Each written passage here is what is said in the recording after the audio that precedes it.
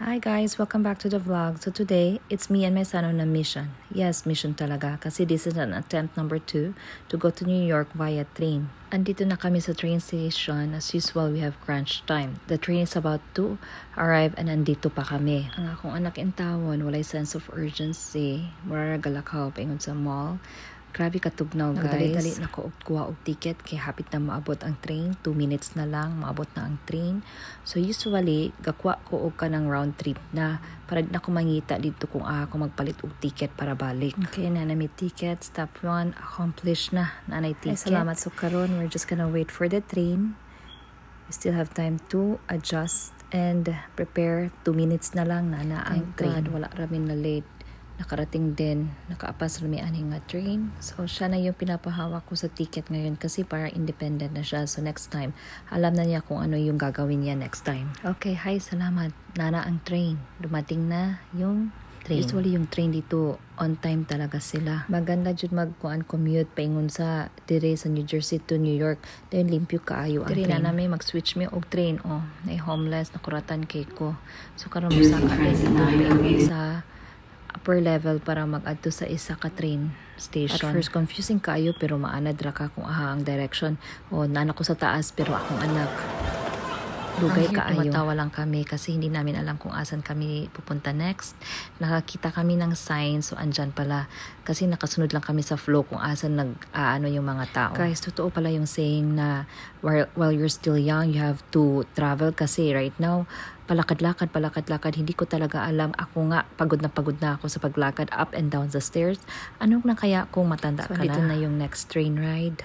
So guys, standing ovation kami dito. Ang puno ng train. Akala ko sa ano lang to, sa Manila. Dito rin pala. So ito guys, akyat na naman pataas. Ito yung front namin. Matanda na yan. Pero tingnan mo, kawawa talaga no pag matanda ka na. Kasi talagang ang hirap akyat baba dito. So finally, dumating na kami dito sa New York Penn Station. Ito na pataas na kami papunta sa palabas ng New York. So kita mo na yung building Wow. So this is New York guys.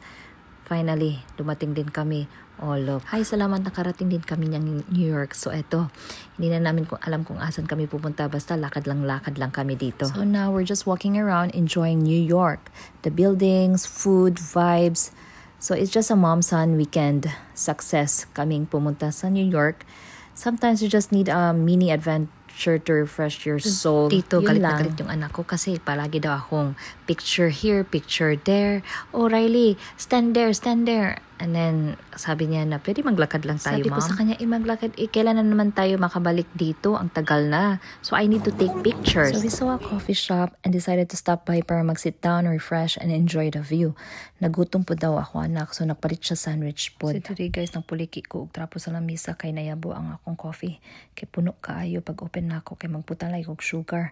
Nayabo man intawon. Guys, lami kay lahang bread diri guys, freshly break kaayo.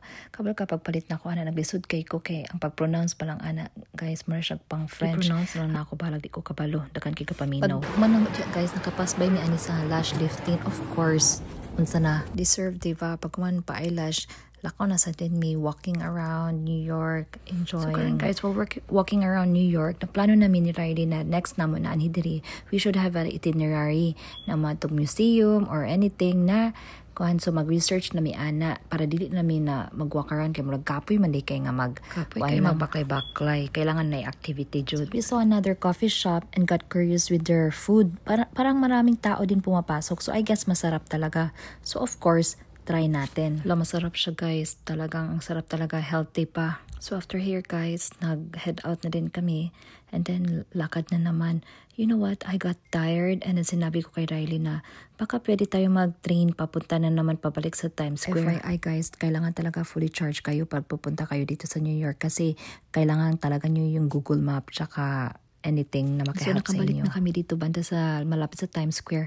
Guys, hindi ko na na-record yung pagpunta namin sa train station. Medyo confusing siya pero at least na familiarize namin kung paano from train to train para hindi ka maglakad ng lakad dito sa New York. So nag-decide kami na umuwi na dito naman kami sa pinasukan namin kanina dito sa New York Penn Station.